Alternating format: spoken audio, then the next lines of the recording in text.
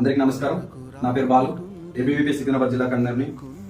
నిన్న ఒరిస్సా రాష్ట్రంలో చూసుకున్నట్లయితే రాష్ట్ర ఎన్ఎస్యూఐ అధ్యక్షుడు ఉదిత్ ప్రధాన్ అనే వ్యక్తి 19 సంవత్సరాల ఇంజనీరింగ్ అమ్మాయిని అత్యాచారం చేయడం జరిగింది.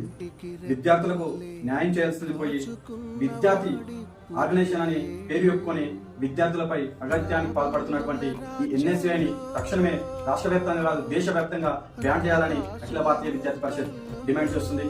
అదేవిధంగా కాంగ్రెస్ అనుబంధ సంస్థ అయినటువంటి ఎన్ఎస్యూఐ ఇంత చేసినా కానీ స్వయం రాష్ట్ర అధ్యక్షుడే అత్యాచారం చేసిన ఇప్పటి వరకు కాంగ్రెస్ అగ్రనేత అయినటువంటి రాహుల్ గాంధీ గారు కూడా స్పందించకపోవడం చాలా సిగ్గుచేటు.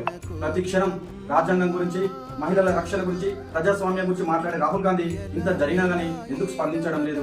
అంటే మహిళలు అంటే ఈ కాంగ్రెస్ ప్రభుత్వానికి అంత చిన్న చూప?